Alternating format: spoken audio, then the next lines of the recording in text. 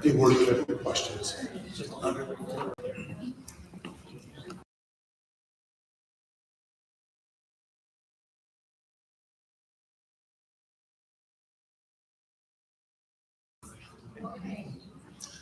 Good evening. Welcome to our elementary principal forum. Appreciate having everyone come out tonight, and we are live streaming again. So for folks that are watching on our YouTube channel, I'm going to do some introductions and then kind of go over what the format will be for tonight and kind of talk about how we got to this point where we have our three finalists in tonight. For those at home, as was indicated, and it's in the stream, Marissa Peterson's email is listed down there. She'll be monitoring her email during the forum. So if you want to ask a question, you can email it to Marissa's email address, which is in the link or in the comment section of the YouTube channel. So we have questions that were submitted either ahead of time via email or by folks coming in tonight. So our pastor, Dave Bradley, will be moderating tonight, and he will be asking the questions. We're going to go through the questions we have up on the table. Each applicant is going to have 5 minutes to introduce themselves, and then 30 minutes for questions, and then 5 minutes for a closing remark at the end. So we'll go through those questions. When we're done with those questions, I will take questions from the audience and from Marissa through our YouTube feed, if that makes sense to everyone. So we're formal / informal here tonight. So the object tonight would be obviously for the community to get to know each of our finalists a little bit better through the evening. I do ask that you show them all grace, because this is not an easy thing to do, to come up in front of a group of people and not be sure what questions are going to be asked. So feel free to ask questions, but let's make sure that we're focused on things that we want to try to find out about our applicants and the future principal of Pittsville Elementary School. So how did we get to this point? On May 30th, we put a posting out for the two principal positions, and we took applications during that time frame. We ended up having 13 applicants for the elementary principal position. We had a team of 17 staff and admin and 9 family member, parent community members that asked to be on the interview teams. We had 2 separate interview teams. Everyone who wanted to be on the team was invited onto the team. That's why we had a larger staff team, because we wanted to let everybody on there. We went through, and the staff members ranked the applicants based on various criteria as far as background, resume. And then what we did is we brought our top 6 in for interviews on Monday afternoon. And the 2 committees, separate of each other, went through a ranking system and identified their 3 top applicants. And it actually happened that both committees identified the same 3 as their top applicants. Those are the 3 folks that are in here tonight. So as I've said from the beginning, these sources of feedback are all valuable in making this decision. This is important that we get all stakeholder input. What will happen is after tonight is we ask that you fill out a feedback form. Folks at home, send an email. Last time for the high school principal one, I believe I got 33 emails with feedback after the forum, which is great. I'm going to stay here tonight and go through all the feedback. And then I'm going to come in tomorrow and go through any email feedback I get. And then ultimately, I will make a determination based upon all of the input and feedback that who would offer the position to. So that's kind of just a little bit about where did we start and where are we at now. Okay, so what I'm going to do is I'm going to introduce Pastor Bradley. He's going to come up on stage, and then I'm going to bring our first person in for the evening. Thank you.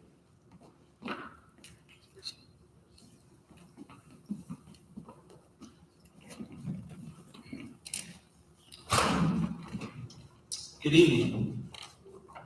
Our first applicant is Kelly Michaels, and in her bio she writes, "I'm proud to be a Pittsville graduate and currently reside in Pittsville with my husband Tony and 3 children, Layton 10, Landon 8, and Lane 5. Throughout my professional experience, I have taught in 4 districts across all grade level areas and in both the general and special education settings. I have served on numerous committees to improve student learning, school culture, and provide behavioral support. As a leader, I have served as a data coach, a District 7 through 12 specialist professional learning support, learning community leader, youth basketball coach, mentor teacher, assistant varsity girls basketball coach, academic decathlon coach, JV softball coach, and a co-leader of the Crossroads Children's Church programming. I believe in the power of connection/relationships and that all students can learn. Every student has individual strengths and weaknesses, and it is our job as educators to guide each student to explore, discover, and ignite their passion. Please welcome Kelly Michaels.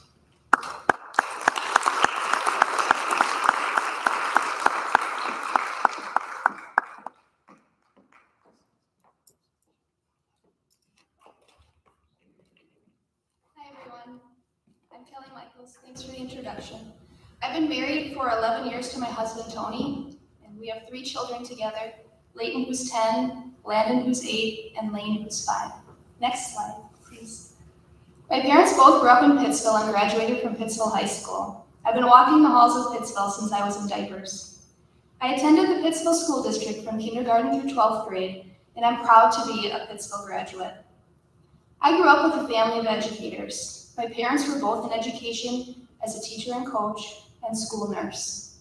My brothers are both in education. One is a teacher and one is a principal. Education has always been an important part of my life. Next slide. I truly believe that it takes a village to raise a child. I have come from 2 very large families and have benefited from their support throughout the years. Pittsville has excellent community support, and I knew that growing up. People are constantly looking for ways to help. The community of Pittsville rallies around its kids like a supportive family, and that is one of the best things I can say about Pittsville. Next slide. While in the Pittsville school system, I was involved in a variety of extracurricular activities that were available. Although being a small school, Pittsville offers many options for students to find success and things that interest them. According to the National Center for Educational Statistics, the participation in extracurricular activities are related to student success in school. These benefits include consistent attendance, academic achievement, and aspirations for continuing education beyond high school. Other benefits include increasing social and emotional skills, exploration of interests and talents, and being more college and career ready. Through my experiences, I believe it enhances the power of connection. Next slide. After graduating from Pittsville High School, I attended the University of Wisconsin-Stevens Point. I know that having both a regular and special education backgrounds allows me to understand the big picture of helping all students achieve. Next slide.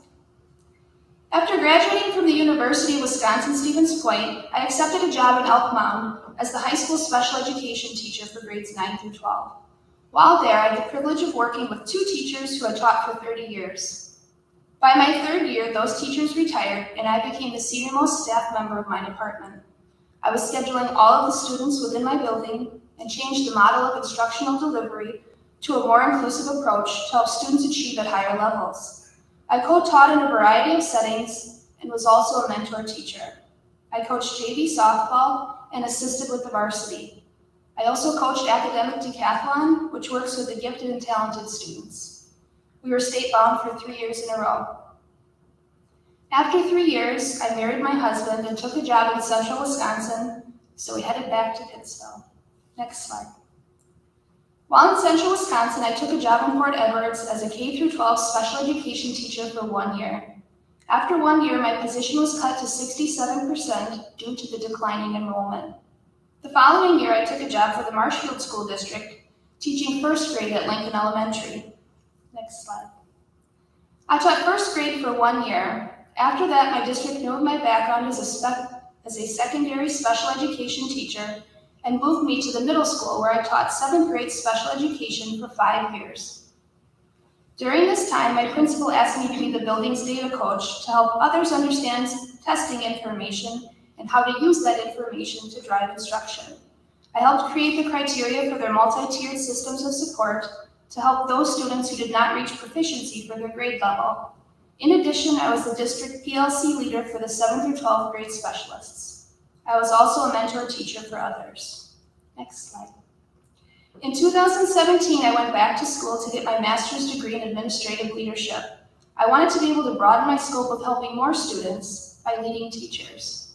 Next slide. In 2020, amid COVID, we made the decision as a family to homeschool. My kids loved it so much that we've continued on for the past 4 years. I have taught 4K through 4th grade during this time. I believe that every individual is made to do different things, and it is our job to help students explore, discover, and ignite that passion.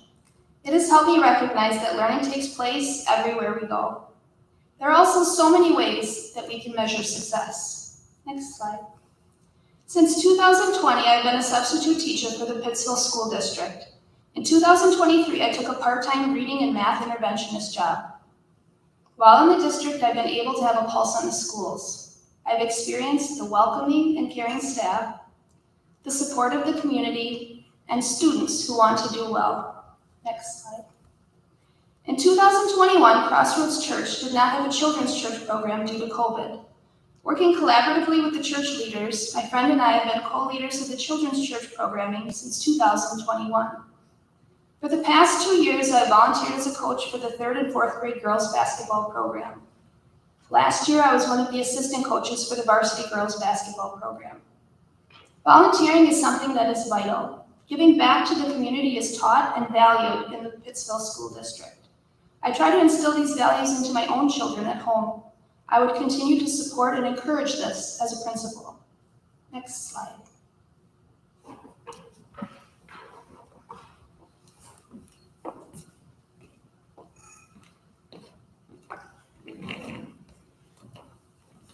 Thank you, Kelly. Our first question comes from a staff member, and they ask, what is your vision of how your position of elementary principal works with the dean of students? I would say that we would be a very collaborative team because we're working with students who have behavioral needs. I think that my background in special education is definitely something that's going to be beneficial because I taught students with emotional behavioral disabilities for 9 years, and I think that I have a lot of ideas on how to help students. Okay. Our next question comes from a community member. They say, how will you invest in the community of Pittsville if selected for this position outside of school? Well, I think that I will continue to do similar things that I do now. I currently work in the children's church program for Crossroads Church, and I've been volunteering for coaching positions and things like that, so I can see continuing that because all 3 of my children are in Pittsville as well. Okay. The next question comes from a parent and a staff member. What factors do you think contribute most to student success? So I would say that the research would show that, John Hattie's research shows that collective teacher efficacy is the single most important factor in student achievement, and then the secondary thing would be high expectations for all, and the third is having an RTI MTSS in place. And I think that in Pittsville, one of the biggest successes that we have here is the support of the community and the fact that people truly care about every individual, and I think that you feel seen in Pittsville. Thank you. The next question comes from a staff member. They say, what's your philosophy on behavior and discipline? So I think that consistency is extremely important as far as behavior. And I think that in the general ed classroom, because I would be the principal at that point, I think there's things that we can support in the general ed classroom that limits behavior. So some of those things would be to set clear expectations, to offer choices in learning, to make sure that students are engaged in what they're doing. And I would say that to have that predictability and consistency is important. And then beyond that, sometimes you see behaviors because kids are being pushed beyond what they can handle. And so I think that we have to take it on an individual basis and make sure that we're working as a team to come up with behavior, because behavior is definitely an individual thing, and you have to know the ABCs of behavior. So the antecedent, what comes before the behavior itself, and then the consequence of that behavior. So a lot of kids, and it's not, they either do something because they're escaping something or they're trying to gain something. So I think you have to understand the behavior before you can try to replace the behavior with something else. Okay. The next question comes from a parent. They ask, what would you say to a family who has been homeschooling and is considering re-enrolling their children at Pittsville Elementary School? Well, I think that I could relate to that because I am currently homeschooling and I will be enrolling my kids if I were to get this position. I would offer support, and I would say that Pittsville is a great place to be, and everyone is so accepting that they'll fit right in. The next question is from a staff member who asks, how would you build a positive relationship with all members in your building? Teachers, childcare, food service, paraprofessionals, custodial, other administrators? I think the easiest way to build a relationship is done over time. I don't think it's something that happens overnight. I think that you have to build trust. I think talking to people about what their interests are, what they're up to, just getting to know people on an individual basis, I think that really establishes a relationship with them. And just knowing that you care about someone, I think that goes a long way. The next question is from a staff member. They ask, what do you believe is the biggest challenge facing schools today, and how would you address it? The biggest issue. I think it's hard to pick. The biggest challenge, they said. The biggest challenge.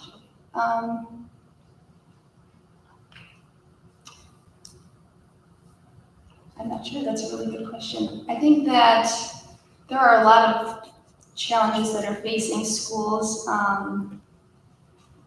I don't know that I have one in specifically that is the most challenging. I think that educators are expected to do a lot, and I think it's important to be supportive of those educators because what they do day in and day out is not always an easy job. And I think that as a principal, I would want to support that. Okay. The next question comes from a parent. They ask, in a small school, how do you ensure we meet the educational needs of all students and provide additional learning opportunities for those working above their grade level? That doesn't just include sitting at a screen. Could you say that again? Sure. In a small school, how do you ensure we meet the educational needs of all students and provide additional learning opportunities for those working above their grade level that doesn't just include sitting at a screen? I would say that it's important to know your students and what they're working on and how you can offer other activities to enrich it. So I know that at home, when I've worked with my kids on certain things, I want them to think more critically about something. So I think that involving more critical thinking activities to advance their learning is important. I would want to incorporate things like that in the school. Okay. The next question comes from a staff member. They ask, how would you creatively manage a 20% budget cut while minimizing negative impacts on student learning and staff morale? How would you creatively manage a 20% budget cut while minimizing negative impacts on student learning and staff morale? Well, I think that it's important to manage your finances, obviously. So I think that as a staff, I would pull everyone together and come up with different ideas. I think it's important to get other people's input as well. But I think that there's already a lot of resources that we have available in Pittsville. And so I think that we can creatively come up with things that don't cost money and you could still have instructional enrichment with it. Okay. The next question is from a parent. They write, what grade or age levels do you have experience working with? I've taught in all grade levels. I've taught kindergarten through 12th grade. Okay. In both regular and special education. And a staff member asked, if budget and constraints were not an issue, what innovative project or initiative would you like to implement in our school? I think I'd have to assess to see what we're currently doing in order to know what we would need. But just off the top of my head, I know that I really appreciate project-based learning because it implements more creative thinking, more curiosity, and more thinking outside of the box. And I think that as an adult, those are all things that you need to be successful. A parent asked, tell us how you've been an advocate for students with disabilities during your time as an educator.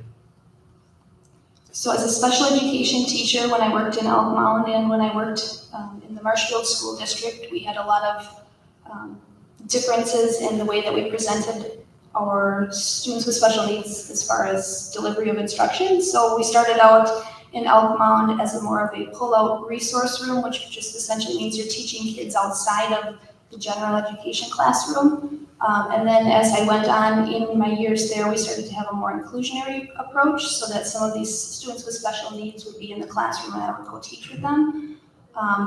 When you do those things and you switch to those sorts of models, you really need to have different supports in place so that the teachers feel comfortable and that you feel comfortable and that everyone understands the necessary accommodations and modifications to help everyone be successful. The next question comes from a staff member. They ask, how do you envision the future of education in 10 years and how would you prepare our school for it? Wow.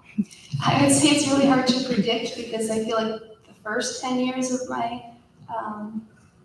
life as an educator is so different than, from 10 years ago, from when I started till now, it's changed tremendously. So to say what will the future hold, that's really difficult. I don't know that I can even answer that. I would say I can't imagine more technology, but I would say that, what was the other part of the question? How do you envision the future of education in 10 years and how would you prepare our school for it? I'm not sure how I would prepare for 10 years from now. I try to just take it a year at a time. Okay. I'm sorry.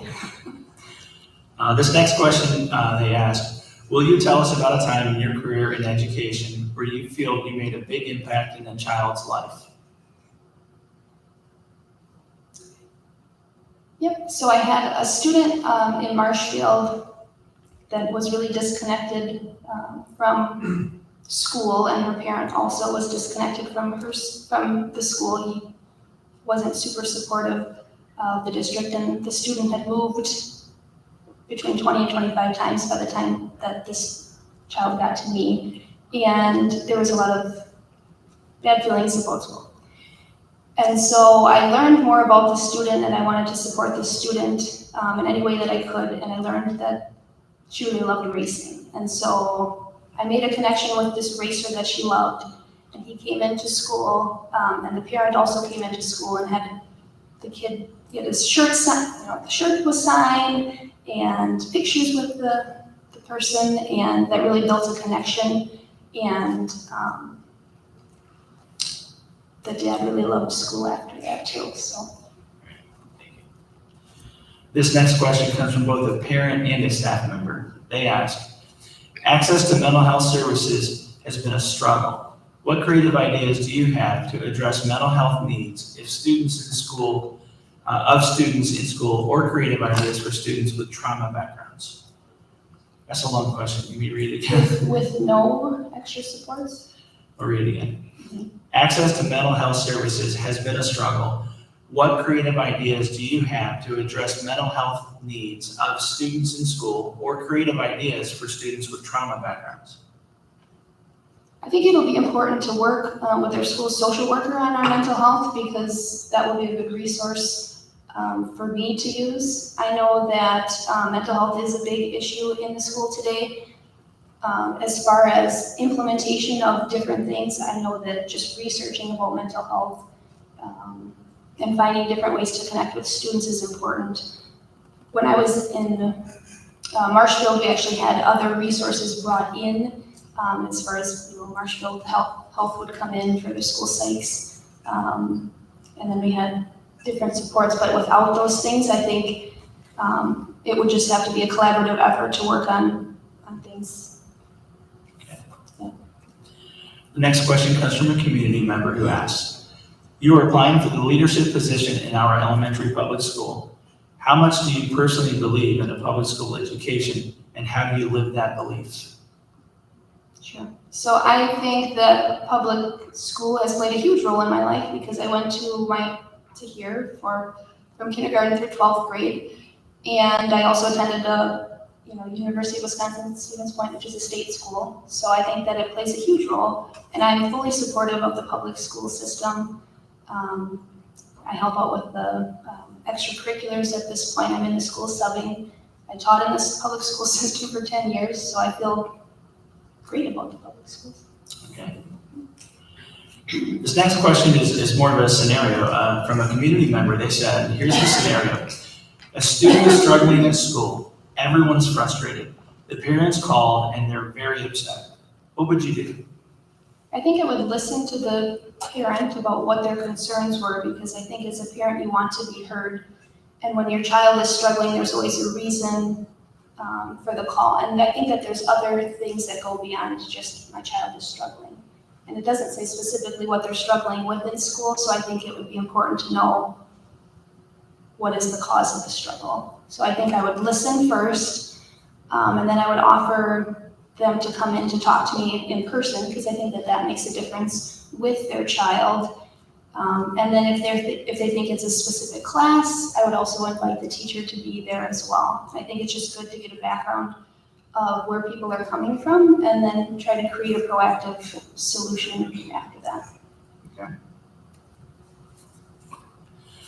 This next question is from a parent who asks, all students deserve an education, but what is your communication style to parents when there is a student who is constantly disruptive and sometimes making an unsafe learning environment? How do you support staff as well?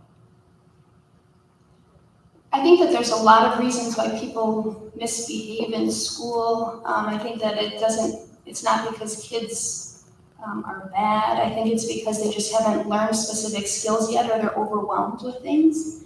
And so I think that it's important to work with staff and to teach them how to deal with some of these behaviors, because it is challenging and it's not an easy thing. But as far as it said, how do I work with parents? What was it? Well, it was the last question was the second question. How do you support staff as well? Sure, and I think that it's just important to have open communication with everyone as far as any sort of student who's struggling. I think it's the best way.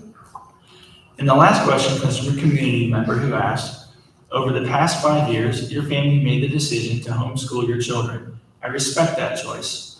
How do you reconcile that with now wanting to lead the elementary school? How do I reconcile it? How do you reconcile that with now wanting to lead the elementary school?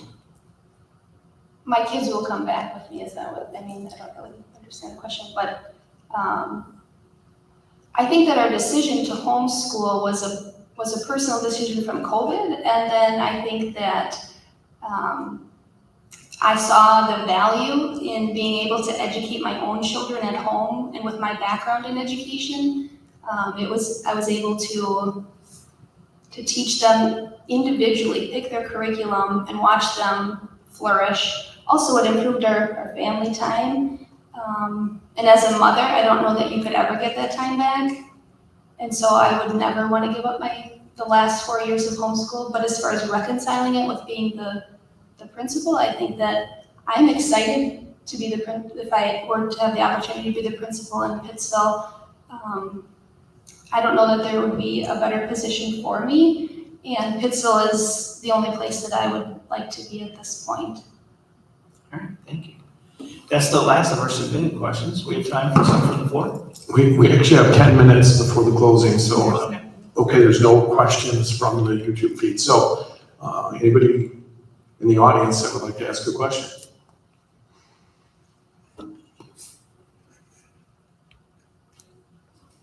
Don't be shy.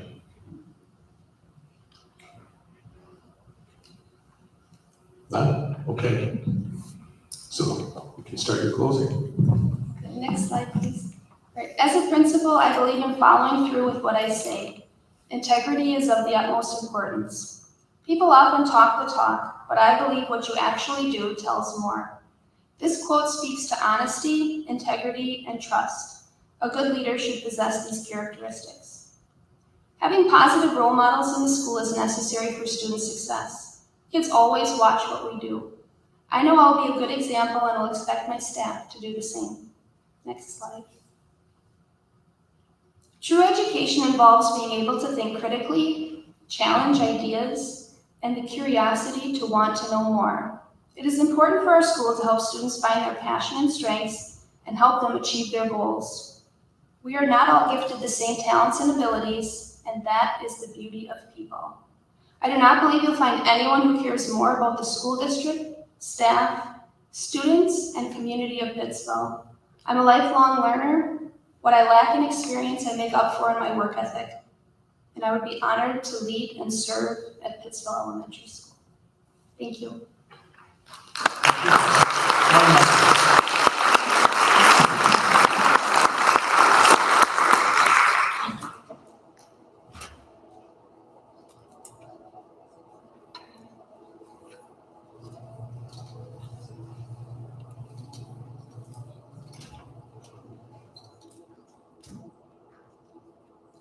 We're going to give that a minute. I learned from last week that's a long hallway. They may not even be down here yet.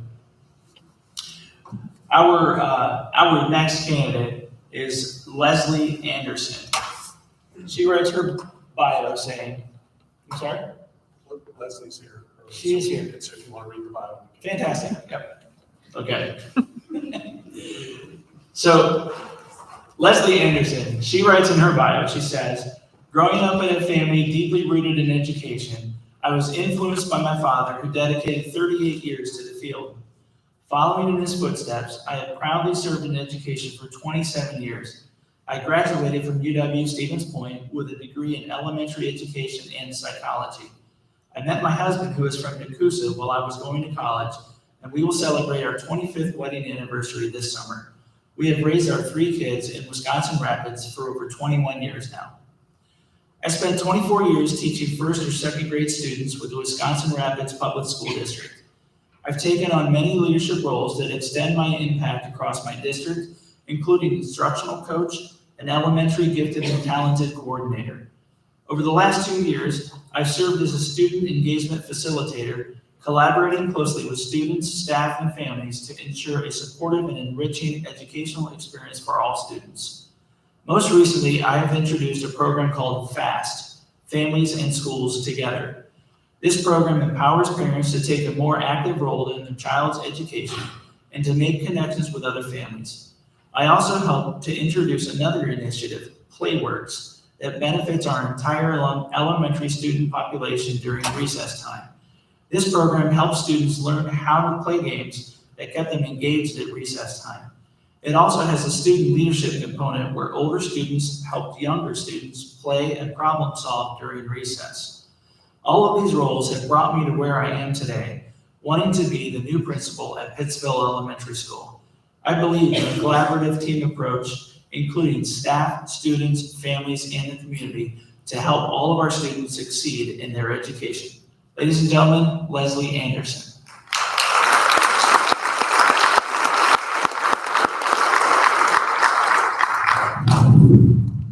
Thank you for making it shorter for me. Thank you. Hello. All right, I want to thank you for giving me this opportunity to be here. It definitely speaks volumes for this community about the dedication and the belief that you have in your schools. It's definitely an extensive interview process, but I'm thankful to be here. I know you've gone through some change recently, but I feel like this is a great opportunity for me to join a new administrative team, bring new ideas and different backgrounds, and to enjoy that team process. I am the person that you want here at Pittsville Elementary School. I'm committed to the students and the staff and the community.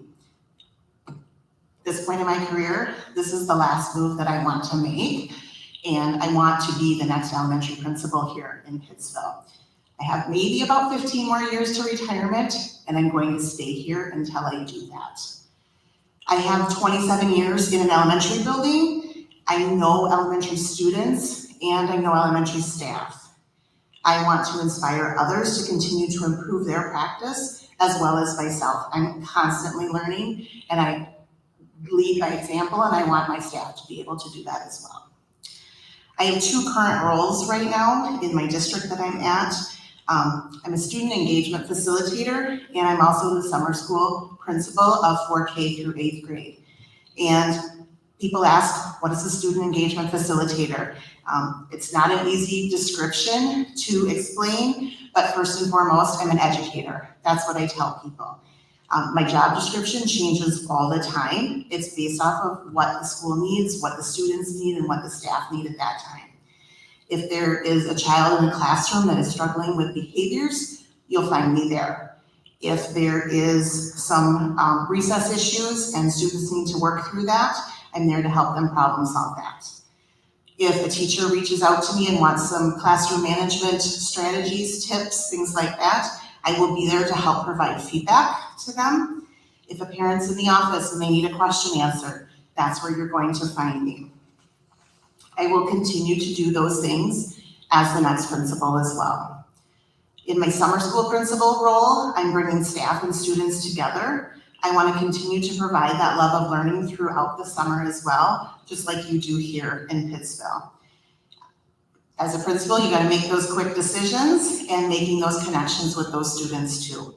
As your principal, I will work closely with staff, students, and families to build upon what already makes Pittsville great and to continue to strive to make our school even better. I am the face of the school, and you will see me in the community supporting our students and families. I know you have a strong backing in this community. The parades, the run that's coming up, you won't see me involved in the run, but I will be your biggest cheerleader in the side on the crowd, but I won't be doing running, an old knee injury. I will help out wherever I'm needed, and that's just in my DNA. I am here to help, I'm here to serve, and I want to make our community, our school, the best that I can. My door is always open, and I look forward to meeting and talking with many of you. Trust is a big thing, and I don't take that lightly. I am in 1000% to be the next principal here. And I know being a principal is not an 8 to 5 job, and I'm prepared for that. I've waited this long in my career to become a principal. Having young kids at home, that's tough to be able to do a principal job and be a parent at the same time. So my children have now grown older, and my husband is totally behind me. My kids support me in this next endeavor that I have. So my priorities as your principal is to create true and lasting relationships with all the stakeholders in the school and in the community. I want to be a good communicator that shares with families in the community about all of the amazing things that happen in our school. I'm going to be a strong leader that Pittsville deserves. I look forward to your questions so you can get to know me a little bit better, as well as giving me the opportunity to show you that I'm the right person for this job. Thank you, Leslie. So we'll start with those questions. Okay. The first one comes from a staff member, and they ask, what is your vision of how your position of elementary principal works with the dean of students? So, good question. As a dean of students, I know they are kind of in the role that I was in before, the student engagement facilitator, where they are out there in the trenches, meeting with those students, working with those students that are in need. And in my interviews too that I talked about, I am a collaborator. So I want to work with others to, again, make our school the best that we can. And so meeting weekly, and possibly more if need be, but at least meeting weekly with the dean of students, where we can set kind of some goals. We know who there's some students that we might need to take a little more focus on and take a little more time with, try to problem solve with each other. And I know the dean of students has been here for a while, so I'm definitely going to soak in as much information as I can from him as well, because I feel like that is going to help me become a stronger leader and work with somebody else that is familiar with the school and the students. Okay, thank you. This next question is from a community member who asks, how will you invest in the community of Pittsville if selected for this position that is outside of the school? How will you invest in the community? How will I invest in the community? Like I said, I will be present. I will be there. I will show up when there's Saturday events, and I know there's a dairy breakfast coming up, and just being part of the community, being around, and like I said, not just an 8 to 5 job and take off and leave. That, you know, there's a sporting event, and I know those students that are going to be in there, or if I don't, again, I will be your biggest cheerleader. I want to get to know you as community members, and I want you to be able to get to know me as well. And I want to be part of those. So send me an invite if you need me to come and attend something. I will definitely make all the effort that I can to join the community and be part of it. Okay. The next question comes from a parent who's also a staff member, and they ask, what factors do you think contribute most to student success?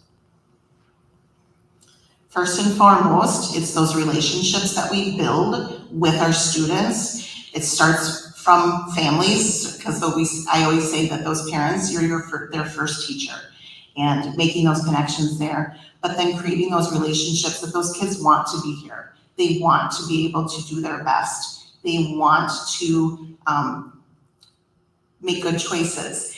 They want to reach out and try something new. And we have to allow our students to be risk takers.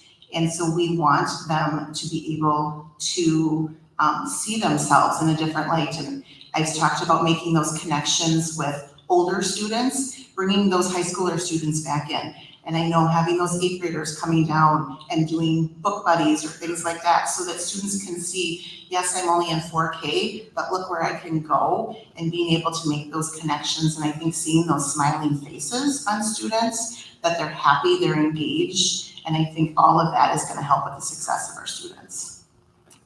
Thank you. The next question comes from a staff member who asks, what's your philosophy on behavior and discipline? My philosophy on behavior and discipline, this is a big topic, and I know that many of our students now are experiencing more behaviors than we've ever seen in the past, and definitely behavior is a communication. So it's our job as the educators to figure out what is the root cause, and we may not be able to solve that, but being able to get to it and have those communications, like I said, meeting with the dean of students, working with the teachers, working with those parents, getting you on board and making sure that we have open lines of communication.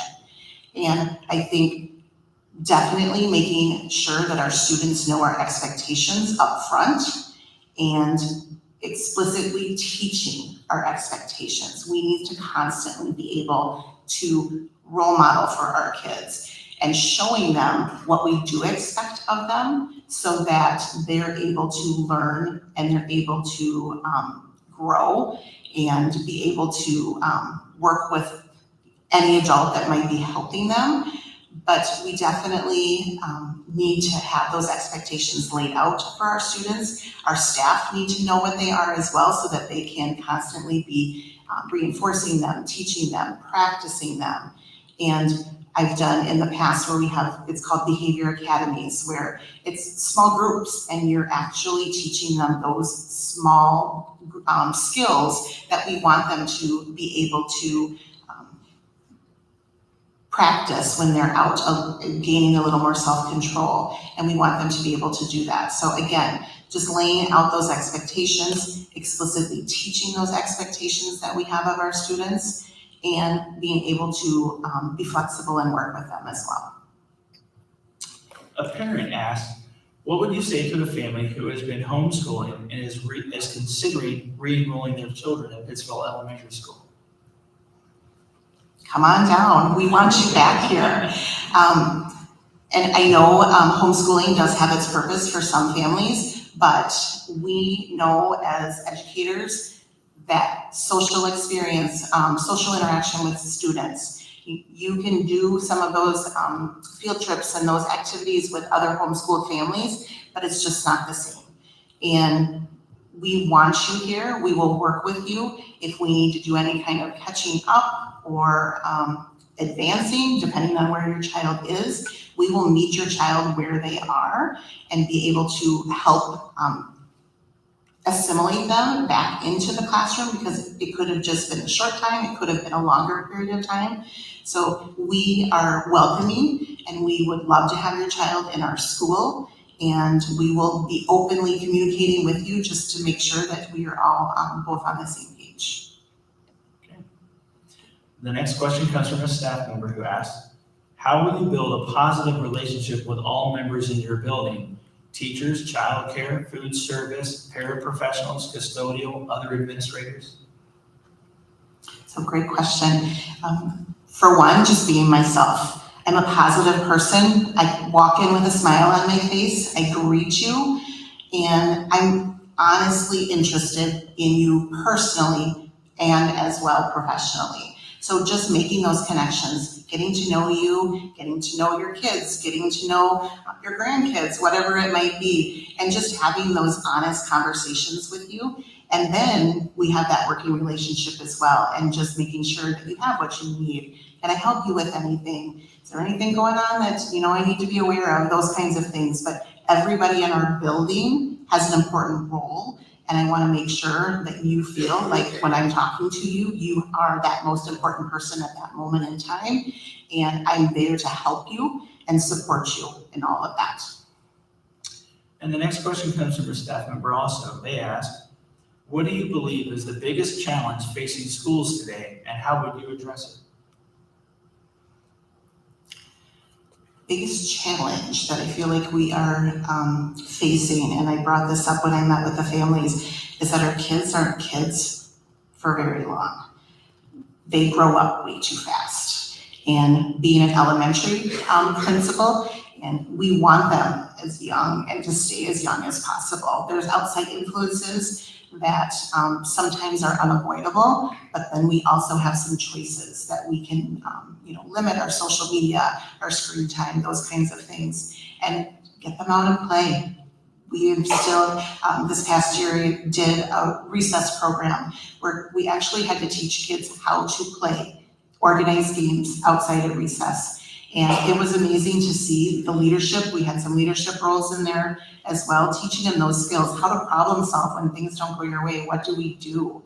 And we've lost some of that. And so trying to bring those things back and just keeping our elementary kids as long as we can. A parent asked, in a small school, how do you ensure we meet the educational needs of all students and provide additional learning opportunities for those working above their grade level? That doesn't just include sitting at a screen. Can you repeat it one more time for me? Yeah, it's a long one. It is. In a small school, how do you ensure we meet the educational needs of all students and provide additional learning opportunities for those working above their grade level? That doesn't just include sitting at a screen. Thank you. So, yes, being in a small school district, you may not have the resources right at your hand, but being able to reach out to people that I know have some of those resources. In my past life, a few years back, I was the gifted and talented coordinator for all of the elementary buildings in my district.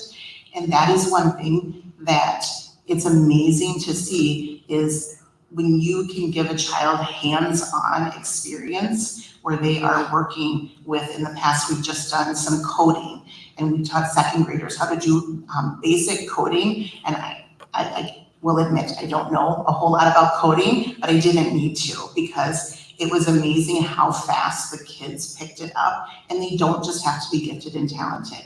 There are kids who just have like that knack for something, and we need to search that out and be able to build upon that.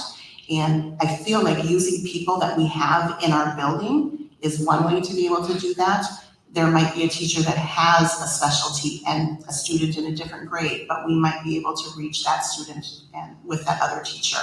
There might be somebody in the community that has some resources that we can invest in. Because yes, we could do some computer screen, but we all know, especially if we all live through COVID and the Zoom life, we don't always learn best on a screen. It needs to be some more hands-on, face-to-face, interacting with others that also have maybe that same interest as we do. A staff member asked, how would you creatively manage a 20% budget cut while minimizing negative impacts on student learning and staff morale? One more time, please. Sure. How would you creatively manage a 20% budget cut while minimizing negative impacts on student learning and staff morale? It's And we know we're all facing challenges right now, and I feel like we need to take an honest look at the programs that we have and things like that. So is there anywhere that we can cut? And sometimes it might just be a little here and a little here, but trying to keep intact what's most important. And those are going to be the teachers. And I want teachers to know that I support you, because if we don't have those teachers, we're not going to be able to teach our kids. And so being able to keep that intact and looking at what else can we do? Is there somewhere where we can combine some resources? Or is there somewhere where we can do some other, always kind of think maybe thinking outside of the box, where we're able to be creative in how we spend our dollars. And just to take an honest look. And again, I want the teachers to know that I support them, and they are the most important people that we need in our classrooms in order to be able to teach our students. And so trying to be as creative as possible and getting as many people in on the conversation, so it's not just me making the decision, but making sure that we're doing what's best for our entire district, which in turn will help our students and staff. Okay. This next question is from a parent who asked, what grade or age levels do you have experience working with? So most of my teaching experience has been within first and second grade. And I have done that. I did that for 21 years. In the past 3 years, I've been out of the classroom, and my main experience then has been with 4K through 5th grade. That's how our elementary is run in our building. And I'm in those classrooms, I'm teaching fractions, and fractions are hard. But I'm in there and I will help those students work on fractions if I need to. Or I sneak in and do a PE class if I have to. Those kinds of things. So I have worked with most of those. My other experience working with more of the 6th through 8th has been through summer school, and just met with some 6th through 8th graders today.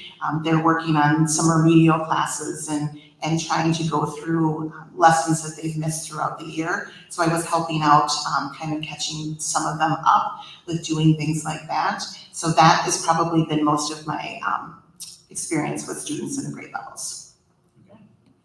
The next question comes from a staff member who asks, if budget and constraints were not an issue, what innovative project or initiative would you like to implement at our school? Wow. Can you do it one more time for me? That's a big one. If budget and constraints were not an issue, what innovative project or initiative would you like to implement at our school? So that's a big one, because no one has ever just said, here, you don't have to worry about money. So I wish that would happen, but I think definitely we have smaller class sizes here, but just making sure that all of the classrooms are updated and have everything that you possibly could need at your tip of your fingers. But then I think the fun and the innovative part would be within the community, making that connection and having like free transportation to, if we need to go on a field trip somewhere, we would have that connection. In a past, I've had a grant where we made a connection with an assisted living residence, and each classroom adopted a grandparent.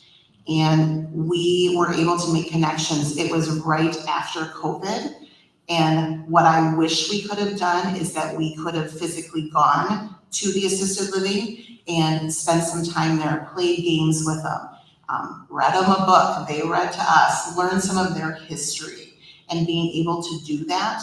And that was one thing that I wish that we were able to do. We made connections. We taught many senior citizens how to use Zoom.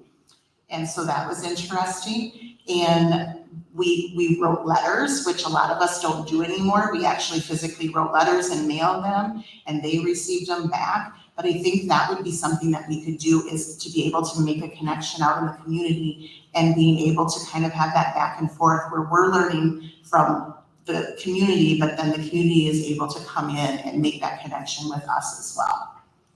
Nice. The next question comes from a parent who asked, tell us how you've been an advocate for students with disabilities during your time as an educator. In my 27 years, I've come to many IEP meetings, 504 meetings, all of those things, and I always come in with the lens that they are all of our kids. It doesn't matter if they have a label or not. They have been sent to us. That is our job, to educate them and meet them wherever they are. So first and foremost, those students that have special needs, they're a regular ed classroom child. And we're gonna do whatever we can best to meet their needs in that regular educational setting. If we can't, then what can we do? What resources do we need? And I will help. I can do this in my classroom. We can do this in our building. Having those options available, because some parents may or may not know exactly what we can offer their child. So making sure that those parents are aware that their child has rights and we're going to help meet their needs, and just being an advocate for them where we want them to succeed. And if we need to do a little extra, we will do a little extra, but we want their child to succeed just like everybody else in our building. Okay. The next question comes from a staff member who asks, how do you envision the future of education in 10 years, and how would you prepare our school for it? Wow, okay.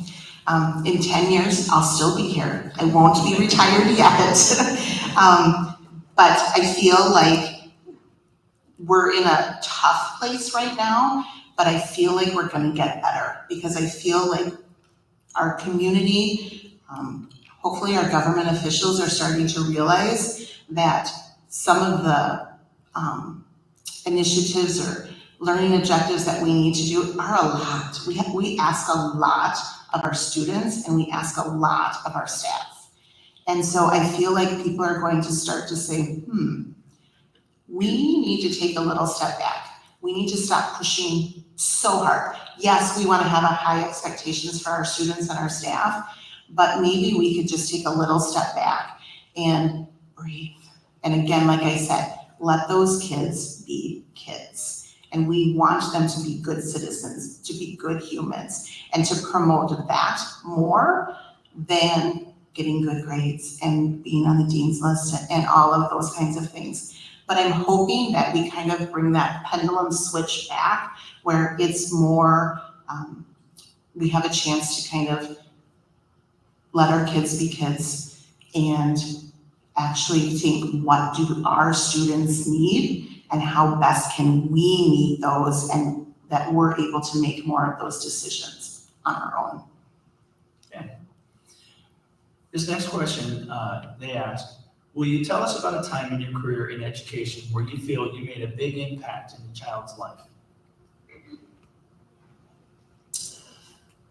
Okay. I feel like all the time I make impacts, and could be good or bad, but I feel like I made the impact.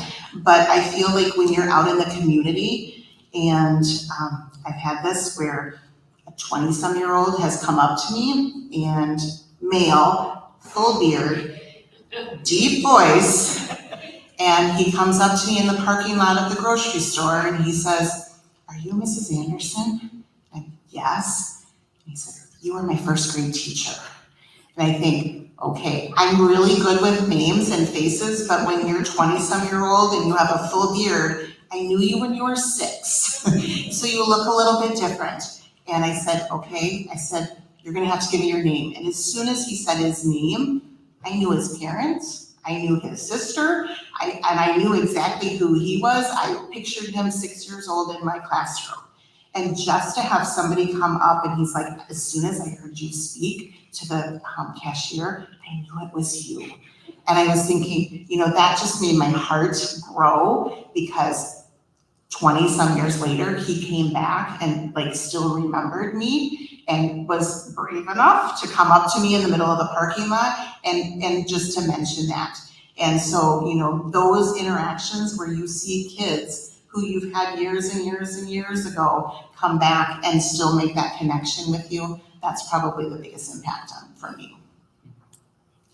This next question comes from a staff member who's also a parent in the district. They ask, access to mental health services has been a struggle. What creative ideas do you have to address mental health needs of students in school or creative ideas for students with trauma backgrounds? That's a great question, and that's a huge struggle that we all are facing right now. And we know even our mental health providers, there's not enough. If you try to call for an appointment, it takes months to get in. And working with my student services team that I currently work with, we try to come up with as many innovative, creative ways to bring therapy into the building so that, one, parents don't have to come and pick up their child, they're still in the building. Yes, they're on a computer screen, or sometimes we can bring in a person and they can actually meet in a secluded area that they will have their own privacy. So trying to make connections within the community and those partnerships to bring those in is huge. Because if we can do that, that will help many of our students. And again, I feel like reaching out to parents and making sure that they know what resources are available to them. We've worked with my student services team to create brochures so parents know they have handouts. We make phone calls and trying to do whatever we can when we need to meet those needs of those students. Okay. This next question comes from a community member who asked, you are applying for the leadership position in our elementary public school. How much do you personally believe in a public school education, and how do you live that belief? Well, I grew up with a public educator as my father, so that's all I've ever known is public education. My dad was in public education for 38 years, so I literally have grown up in a public school my entire life. I had a father who was a teacher, a principal, a curriculum director, an assistant superintendent, and a superintendent. So again, that's all I've ever known. I had two uncles who are also principals in education. So again, how much do I value it? I feel like it's everything. We need to have our schools, and in a community like this, your school is your community and your community is your school. And it's obvious how much effort and time you're taking into this, that I feel like that says a lot about this school district. This next one is more of a scenario. A community member says, here's the scenario. A student is struggling at school. Everyone is frustrated. The parents called and they're very upset. What would you do? So, and that happens. I want to be that ear, I want to listen, and I want to support. So, one, listening to the parent and understanding their frustrations and working with them directly to find out, are there things that are working at home? Are they seeing the same things at home? And if they're not, what are we seeing at school that might be triggering them? Working with the staff members, and I know it gets frustrating, it gets taxing, but also being there to support.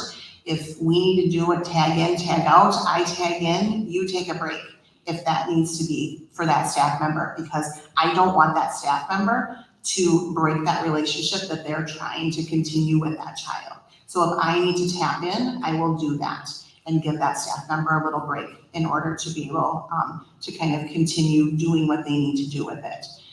And then sitting together around a table, brainstorming, meeting with the dean of students, trying to find out, what can we do? What have we tried? What have we not? Think outside the box. There might be some things that we haven't thought about.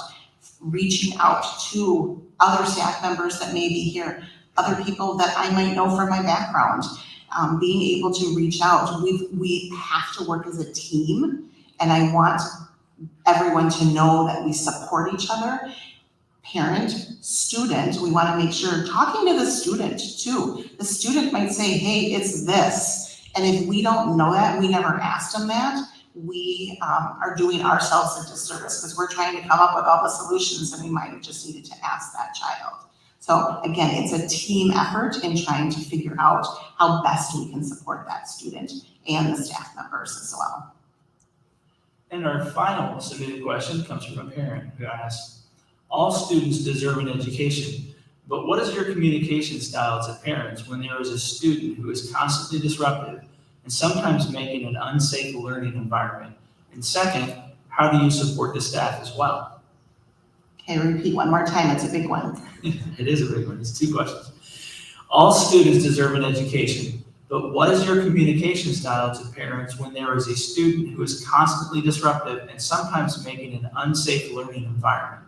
And second, how do you support staff as well? Okay. So I feel like communicating with the parents of that classmate is important, but also making sure that I am not breaking any privacy. That yes, I'm dealing with that child. Yes, there are some issues. We are working on it as a team. We are trying to be problem solvers together. And I want to make sure that you know we have what's in the best interest of all the students in that classroom. And we are going to figure this out. It might take us a little bit, be a little patient with us, but we will make that happen. With the child who's having some of the behavior issues, making sure that we are connecting with the parents as well. So not just the other classmates, but making sure that we are working hand in hand with that parent or parents and trying to help them, because they might just be struggling just as much as we are with their child's behavior.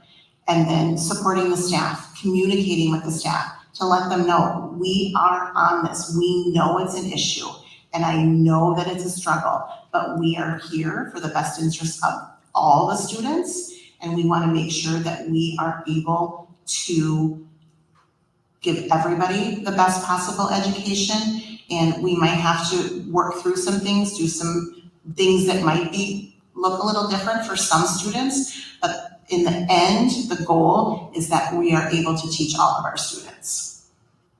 All right, thank you very much. Do we have time for questions from the floor? Yes, we do.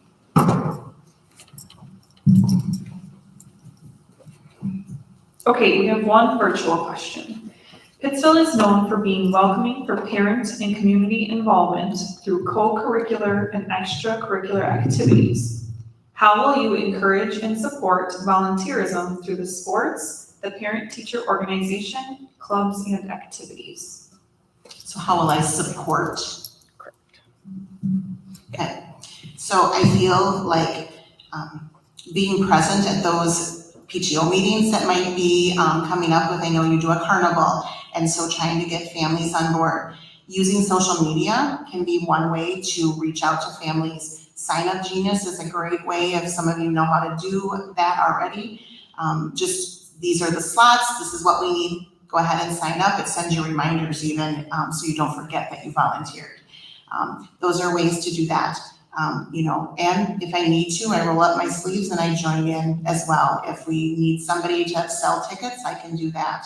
If we need somebody to sweep up after an event as well, we can work on that too. So I think just being there and making sure that when they need some suggestions or they need some questions answered, that I'm there so that I can help support any decisions or volunteer or letting them know what we might need if it's a school function, being able to do that, but then also in the community being there to help out.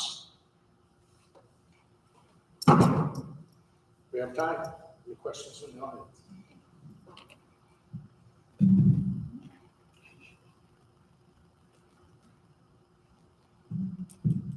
Okay, let's see, you have 5 minutes. Okay.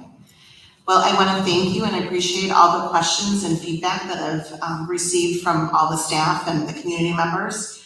I would be proud and honored to represent Pittsville by being your next elementary principal. I am committed to Pittsville and all of the students and staff that will be here. I want to be able to challenge and inspire them every day.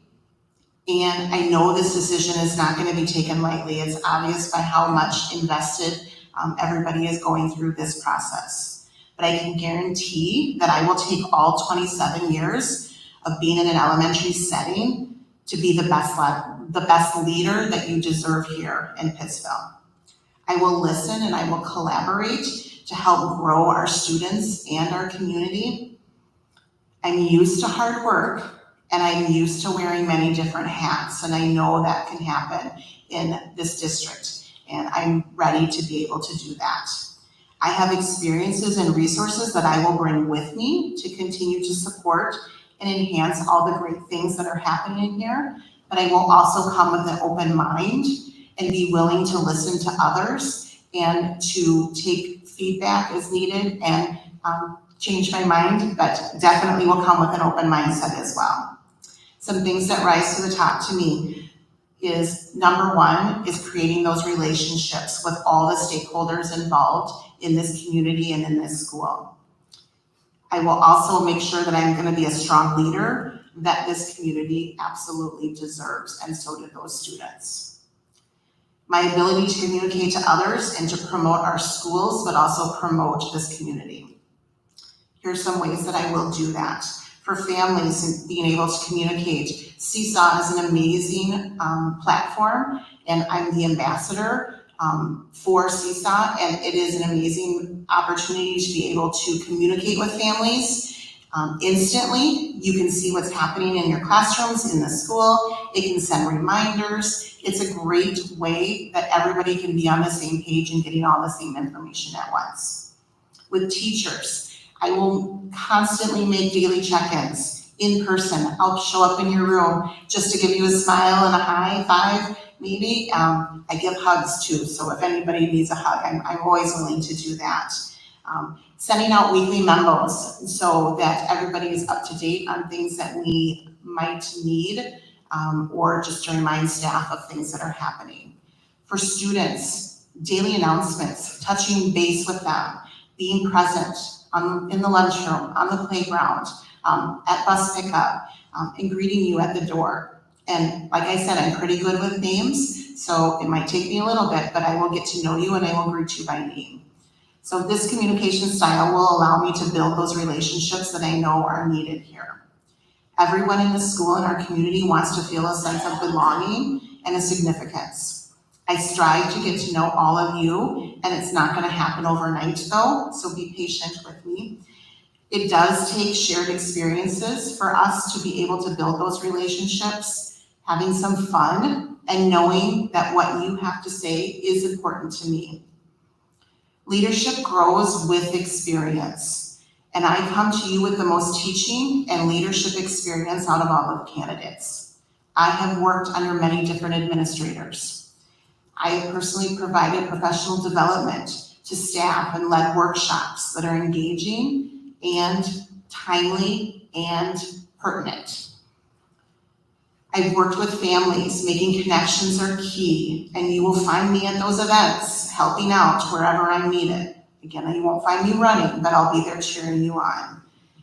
Being a leader looks different in all different settings. I'm willing to do the job that is needed to get things done.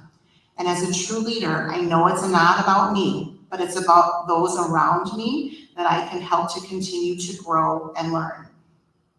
I have leadership experience and concrete tools to make all of this happen.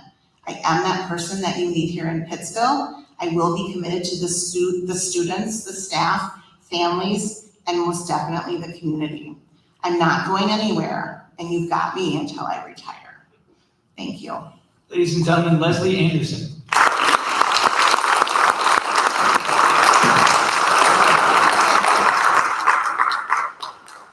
Pastor Dave, see, you may have to do some bad jokes. Oh, okay, I got a pocket of dad jokes. I'll spare you. Maybe.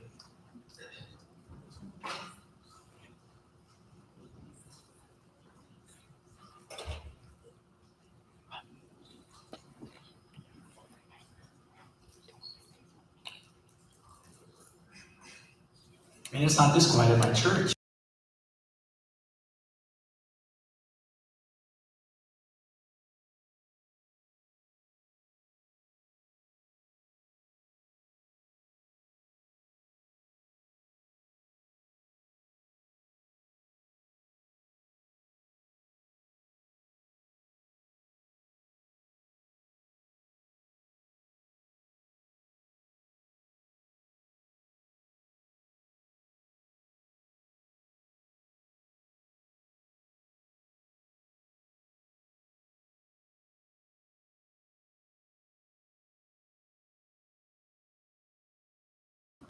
Good, all right.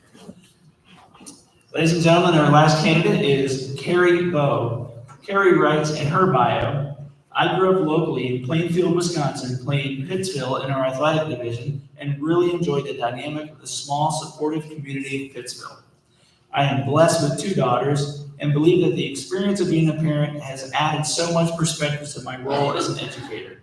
I'm an educational advocate for all learners in all capacities. I am truly a people person. It is my passion to develop connections with my students, families, and colleagues. I have experience in both administration and teaching in the elementary, middle, and high school grade levels.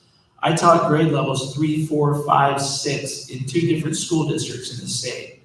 I also have experience working at the state level for the Wisconsin Department of Public Instruction, where I was able to coach and train administrators and educators and enjoyed that leadership position. All of these experiences have allowed me to build a strong leadership foundation. I am goal-centered, motivated, and positive. I am honored to be considered for this position and hope for my family and I to join the Pittsville Panther team. Ladies and gentlemen, Carrie Bo.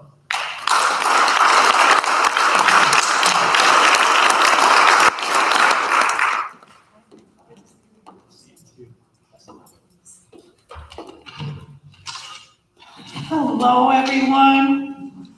Thank you so much for coming out this evening to hear from me and the other candidates for the elementary principal position. My name is Carrie Bo, and I'm going to tell you a little bit about me personally, and then we'll move into my professional experience. I grew up not far from here in Plainfield, Wisconsin, so we were in the athletic division for the Pittsville Panthers. And I grew up as a person who was raised in the church. Both my brothers are military. We were raised on a small farm, so I was raised to respect the land and the resources we can harvest.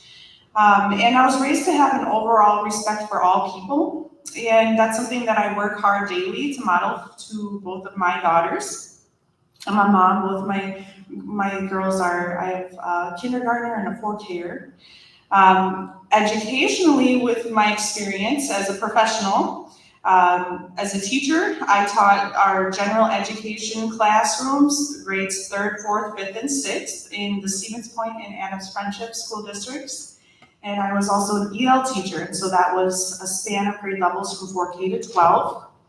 I'm familiar with the programs and practices that you have in place here at Pittsville with, for example, RTI, response to intervention. As a classroom teacher, I delivered interventions and I also progress monitored my students for any gaps in literacy or mathematics skills. I'm really passionate about using the PBIS model, the positive behavioral intervention support, because you really truly see growth with your students' behavior, their academics, and their social emotional learning. I'm very dynamic. I love to team teach. I have experience team teaching with special education staff and teachers, interventionists, Title I educators, physical education educators, and in addition, I was the grade level team leader on staff as well. During my time, I've been on fundraising committees and coordinated with PTO and helped coordinate all of the events. And I thoroughly enjoyed all of those pieces. I also collaborated with our school social worker, school psychologists, the administrators. One of the pieces of programming I really enjoyed, we offered an after-school program for at-risk families and students, and it was extremely successful. I served on the data team, helping make data-driven decisions to achieve success in our school building and with our student body. And then during the summer months, I taught as well. I taught the migrant program, which serves at-risk students who are transitory, coming from other states to work in, their families work in agriculture here in Wisconsin. And I really enjoyed that as well. We developed very close connections with our families and our students and saw a lot of skills being built and successful educational programming implemented. As an administrator, I've experienced in the local Wisconsin Rapids community. I had the privilege to work in elementary, middle, and high school, and I really enjoyed all of it. I really loved working with the staff members there, just developing relationships with my students and families. In my most recent role, I worked with the state agency, the Department of Public Instruction, which manages all of the schools in the state. And there I had the opportunity as my role was the WISE Continuous Improvement Manager. And so what I did is I did a lot of training and coaching of administrative staff and teaching staff and administrative assistants. And we worked with schools to collect accurate data, and from there, they were able to make data-driven decisions. I personally worked on a lot of pieces supporting equity in our schools and easing the burden of school staff on student reporting.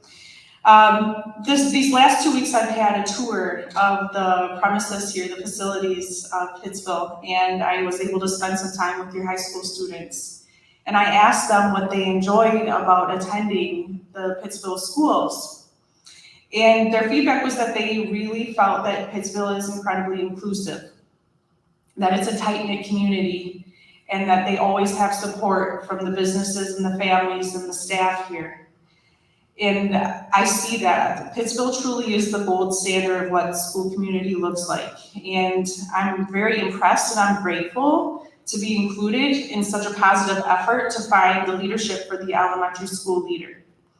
Pittsville really takes a holistic approach of supporting families. That looks like offering on-site childcare, offering all-day 4K, which is incredible for working families. You have some very engaging and enriching summer school programs. I saw that we're having a Magic Bean Cook-Off posted there at the gas station. I mean, Pittsville's incredible. I'm really excited to see what the educators have prepared for the fall. The staff clearly have a heart for their learners, the families here in the community, and it would be an honor and a privilege to lead them. I'm happy to answer the questions. I'm happy that you brought questions to further discuss my experience and qualifications for this role. Well, thank you. We'll get started then with our first question. Okay. First question comes from a staff member who asked, what is your vision of how your position of elementary principal works with the dean of students? So collaborating with the Dean of Students, we're certainly going to be working on the programming that's already established, like PBIX, establishing norms and expectations, helping students understand what good learning environment looks like, sounds like, and how we behave to be successful in the classrooms. Collaborating on curriculum development, collaborating on outreach with family engagement, and also collaborating with professional development with our staff. Okay. The second question comes from a community member who asked, how will you invest in the community of Pittsville if you're selected for this position outside of the school? Sure. So that's a great question. To invest in a community, you really have to be present and engaged and active and visible. And so I would, be attending. I go to church every Sunday, so I would like to attend church here in Pittsville, live in Pittsville, have my kids attend the district. That's my heart and soul. That would be, one of the main ways for me to engage in the community. And outside of, education, I'd like to be considered for coaching positions, volunteering within the community in whatever capacity I can. Thank you. The next question comes from a staff member who's also a parent in the district. And they asked, what factors do you think contribute most to student success? So research shows that students are successful when they're feeling welcome, seen, and heard.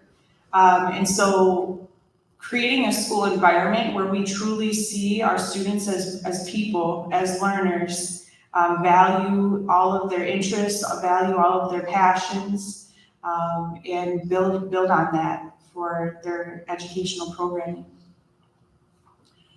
And the next question comes from a staff member who asks, what's your philosophy on behavior and discipline? My philosophy on behavior and discipline. Behavior is another way of communication. Our students are still developing, and if they're experiencing some kind of strife in life, some kind of problem that they may be encountering, they may not be able to communicate that in the way that we would expect. And so behavior often manifests from some kind of conflict a student may be experiencing or something happening at home. And so it's our jobs as educators, as professionals, to work with our students to meet them where they are and find the roots of the issue. I believe that discipline is just further educating our students on social and emotional growth, making the right choices. I believe that discipline often looks like righting our wrongs, apologizing. Sometimes it may be community service, or it looks different for different students in different scenarios. But I certainly believe in consequences and being firm but empathetic. The next question comes from a parent who asks, what would you say to a family who has been homeschooling and is considering re-enrolling their children at Pittsville Elementary School? I would be excited for a family that's been homeschooling if they're considering coming to Pittsville. Pittsville has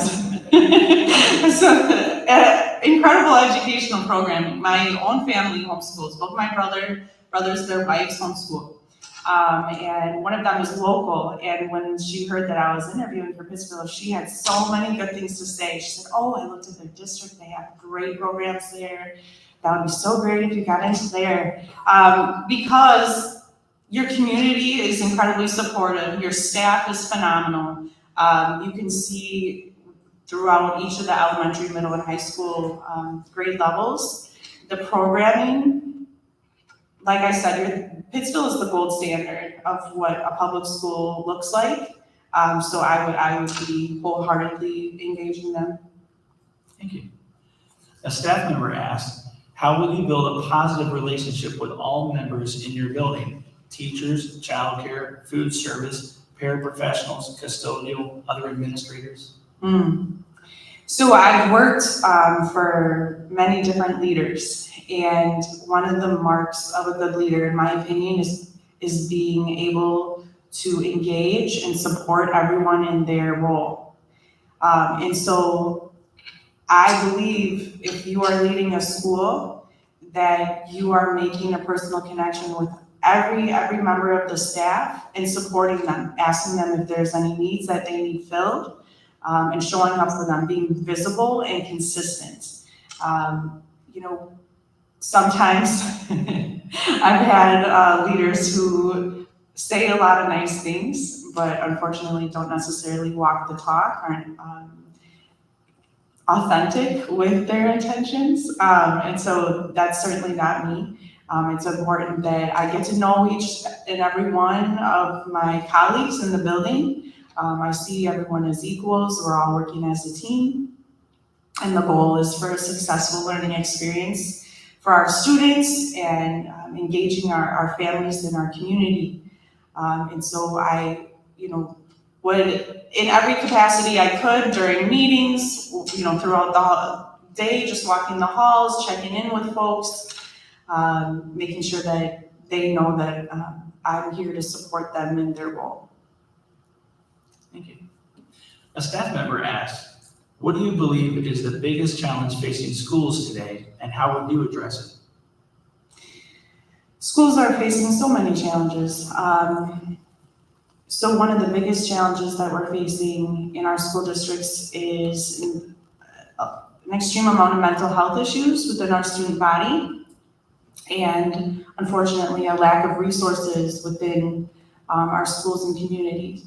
And there was recently funding released by the state to support this effort in providing the necessary resources for our students who are struggling, but teachers wear so many hats.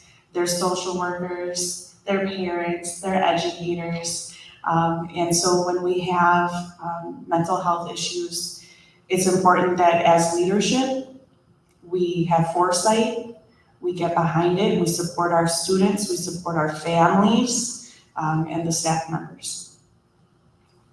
The next question comes from a parent who asks, in a small school, how do you ensure we meet the educational needs of all students and provide additional learning opportunities for those working above their grade level that doesn't just include sitting on a screen? Yeah, in a small school, we certainly need to make sure that our staff are given all the tools in their tool belt so that they can individualize education for their learners. We as administration, as leaders, our role is to make sure that we have developed and trained and prepared our staff to meet all of the needs within their classroom. And so making sure that we're frequently touching base with our staff and also reaching out to families and receiving feedback that way as well on their learners' experience. But professional development is key, and support and consistent support so that educators have all those tools to do so. And a staff member asks, how would you creatively manage a 20% budget cut while minimizing negative impacts on student learning and staff morale? Creatively managing a 20% budget cut. Yeah, so I mean, that looks like taking an audit of the resources that we have and, monopolizing on all the pieces that come into play. So the biggest piece, the most important resource we have is our staff. And so when we have a budget cut, we need to communicate the goals of our learning experience, the goals of our school day, and then meet together as a staff to brainstorm on how we're going to get there. Sometimes folks have to wear more hats. Sometimes we have to look at a different schedule throughout the day. But it's a good question, but that's certainly a challenge that I would be up to. The next question comes from a parent who asks, what grade or age levels do you have experience working with?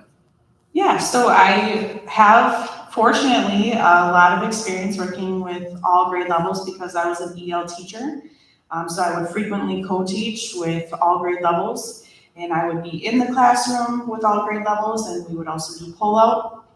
For general education, I taught 3rd, 4th, 5th, and 6th grade. Okay. And this next one comes from a staff member who asks, if budget and constraints were not an issue, what innovative project or initiative would you like to implement at our school? Yeah, great question. I was fortunate enough to gain insight with my tour guides over the last 2 weeks.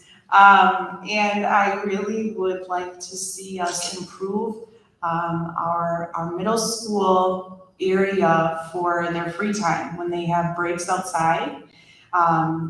I was told, just from looking at the premises, we would benefit from having more equipment to engage them. And I would also like to improve the outdoor learning center. And I, in addition, would like to engage our learners in the music education so that when they are coming into the years where they can begin participating in band, that would be incredible to see more engagement. A parent asks, tell us how you've been an advocate for students with disabilities during your time as an educator.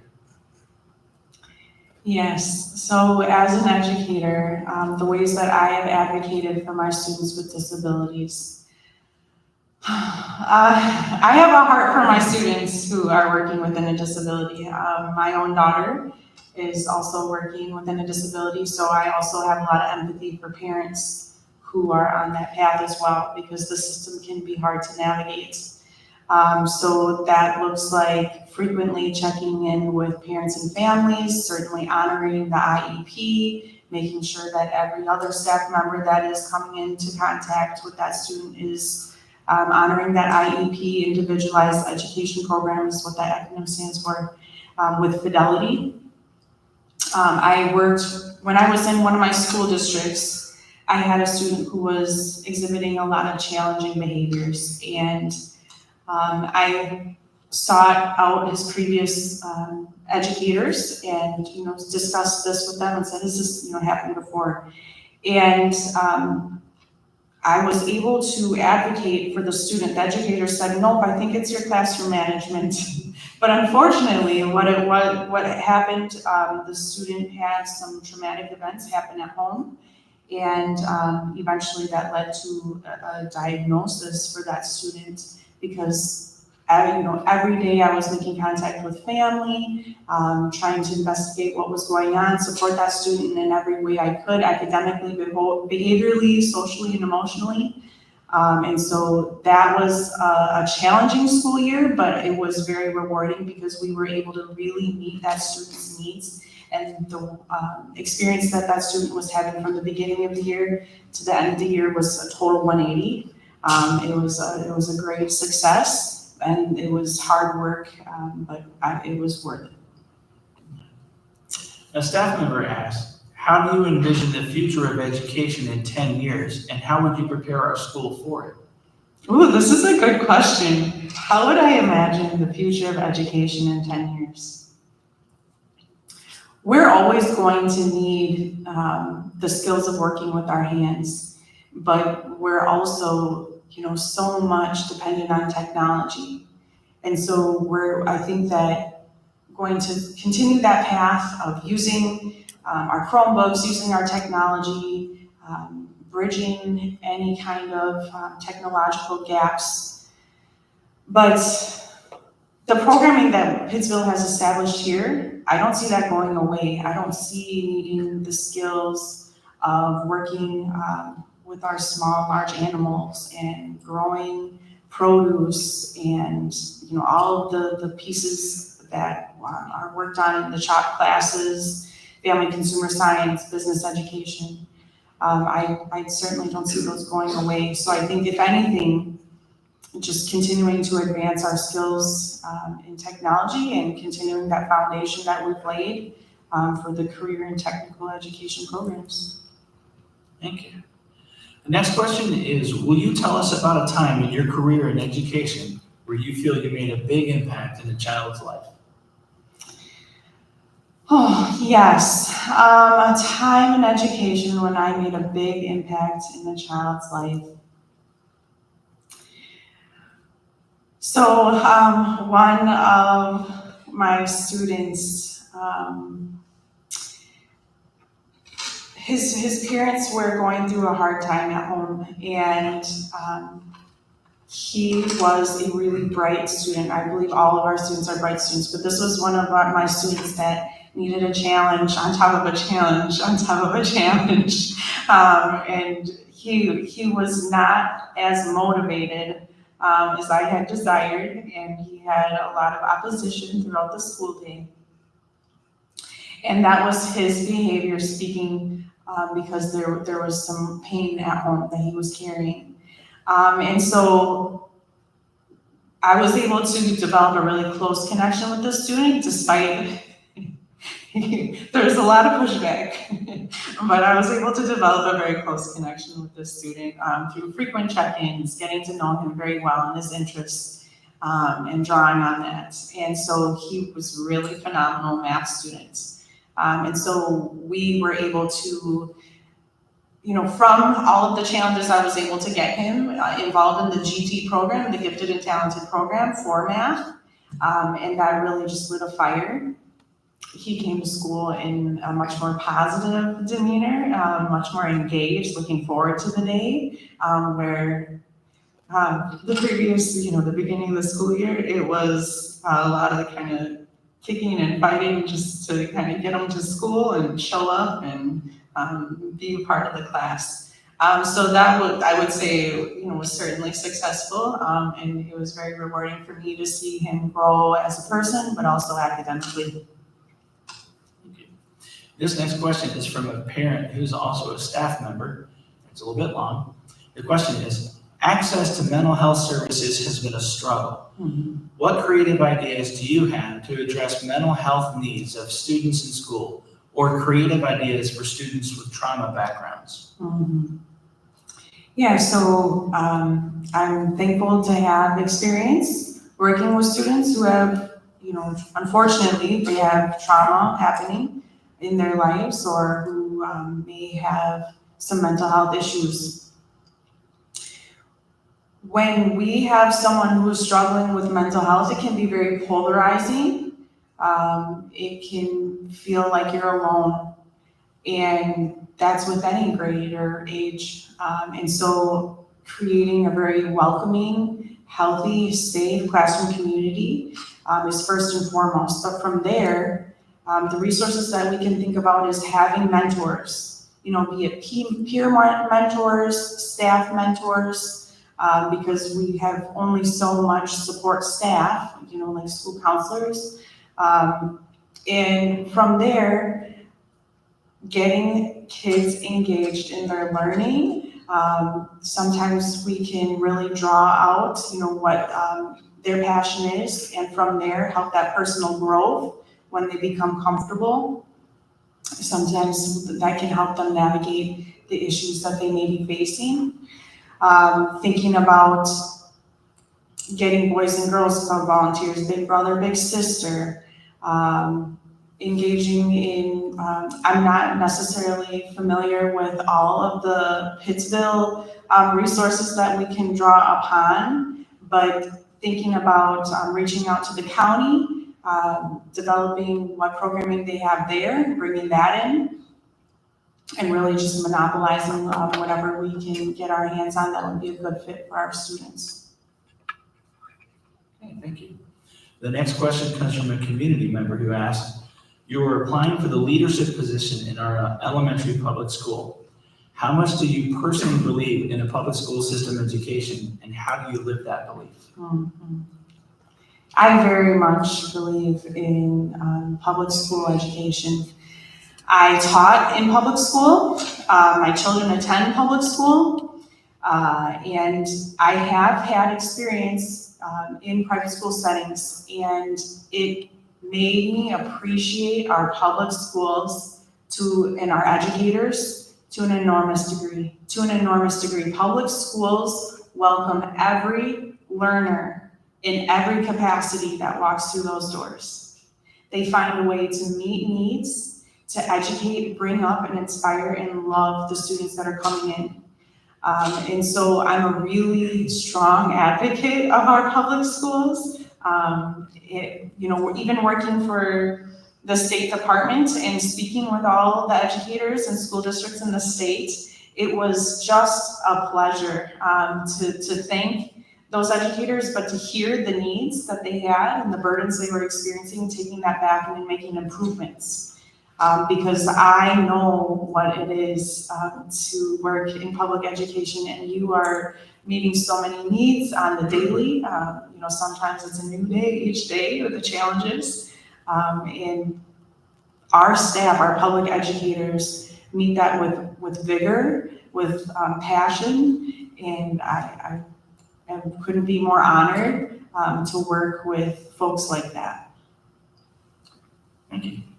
A community member puts forward a scenario. They said, a student is struggling at school. Everyone is frustrated. The parents call and are very upset. What would you do? Well, I would certainly touch base with the student and the family first. If a student is struggling, there's something going on that we need to find the root of that issue and work through it together. So creating a team approach, being very empathetic to the student, being very empathetic to the family, letting them know that we're on a team together and we want to see success. Being empathetic, having a listening ear, being patient, and then developing an action plan of what steps we can take to build success. checking in frequently, monitoring that success, making modifications as necessary. PBIS is a great tool to use because we can really individualize goals and reward those goals, call out the positive, celebrate the growth that we're seeing, and we can individualize that. We can apply that to our whole group classroom, but in this circumstance, I would certainly develop a team approach with the family and student and my staff. Okay.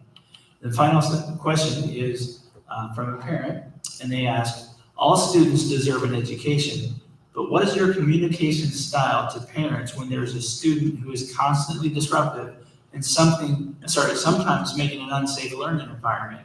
And then secondly, how do you support staff as well? Yes, all students do deserve an education. When the learning environment becomes unsafe, then we need to set some firm expectations and firm support, because all students deserve to be safe, as well as our staff members. So developing another organized plan that my staff member would be comfortable with on what support is going to look like, a lot of if-then scenarios, and very clear expectations for the student and the family. Because when safety becomes an issue, then we need to have very clear consequences and support. Certainly, it's always nuanced for each student in each scenario, but we need to make sure that our staff and our students know that they're safe. Thanks. Marisa, do we have any questions online? Just that one.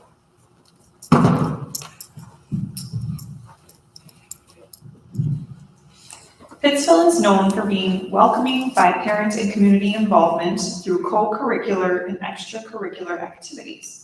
How will you encourage and support volunteerism through sports, the parent-teacher organization, clubs, and activities? How will I welcome and support volunteerism with all of the co-curricular, extracurricular activities? So communication is key, right? I see that communication already happening when you pull into Pittsville. The gas station has a sign for Jack and the Beanstalk and the Magic Bean Cook-Off. We have connections and all of this amazing support with the businesses. And so I would absolutely continue to work with that foundation that's already laid in communicating what kind of opportunities are available, but also applauding and celebrating the folks that are already invested their time and their energy and are already volunteering. In my child's current schooling, they have something called Track It Forward, where they have essentially like mandatory volunteering. We're voluntold. And so we write down, we have to track what we do to volunteer in the children's learning, which initially as a parent, I said, really? But I'm glad that they did this, because it told me ways that I can engage and that I can become involved in my child's school community and in her learning that's beneficial. And so having, consistent communication with PTO, having consistent communication with the leadership that, are organizing, facilitating the extracurriculars and co-curriculars, and then getting that out into the community, getting excited about it, and getting folks into the school.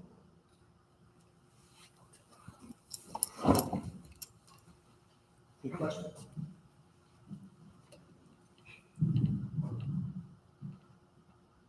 Quiet crowd.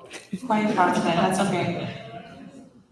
So I wanted to come back to one of the questions about the mental health issues and how to navigate resources. I recently sat in on a professional development session, and didn't come to mind, but what I learned during that professional development session, it was an educator who was working with students specifically that were struggling with trauma. And the programming that they had implemented that had extreme success, and I was kind of surprised at the simplicity of this. It was journaling, encouraging the students to write out what they were feeling, what they were thinking, and their experiences, on the daily. And the educator gave the students the option that she could, or if they were not comfortable, they would not read the journal entries. And the amount of success and relief and progress in academics and social, emotional, behavioral characteristics in the students that participated, it was really astounding. And so I think that would be something that, you know, we would have the resource, we would have the capacity to do when we're working with students who are living with and carrying trauma. Thank you. Yes. So you have 5 All right, let's close this.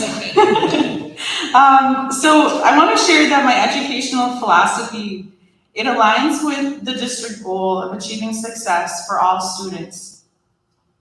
To have success for all students, this requires a cohesive team approach. It's the leader's job to set the precedent and model how we create personal connections with each of our students to begin that path to their success. I recently heard a quote. It said, imagine if schools actually helped kids identify their strengths by exploring their talents from a young age and growing their skills over the 12 years instead of letting them all follow the same routine, leaving them confused in life after graduation. I see that Pittsville is different. There are so many opportunities created for students to ignite their interest and passion. And I would really, truly be honored, and I want to be part of this experience so that you have established and expand the mission more so. So with me, I'm a very authentic person, I'm a very engaging person. I enjoy being part of a community, and I see my colleagues and my families as people who are equal. So I'm just, again, really excited to be a part of this process, really excited to see everything good that is happening here in Pittsville, and I appreciate your consideration for this position. Ladies and gentlemen, Carrie Bo.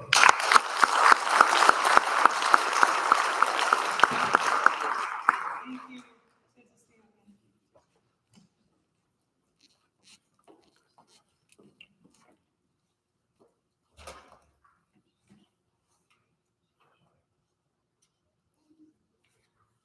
Again, thank you so much, everyone, for coming. I know that our superintendent will be back in just a moment to close up and tell us about how we can give our feedback. Thank you, Dave. I wanted to comment, Marissa, tell me when I wanted to comment about testament to this community and this school district, the quality of the applicants that we've had for the 2 positions. I've talked to a lot of administrators around this area and back in my former districts in the area, talking about hiring positions in general, and there's a shortage. You're not seeing as many applicants for both teaching positions and administrative positions as used to. So not all districts attract quality applicants, and been very pleased. And the reason, as you heard the candidates reference that, is that the community and the school district and all the great things going on here. So your feedback is valued. Folks at home, you can send an email to me. It's listed in the communication I sent out, and I believe it's also in the YouTube feed. It's KNOTTJAS@pittsville.k12.wi.us.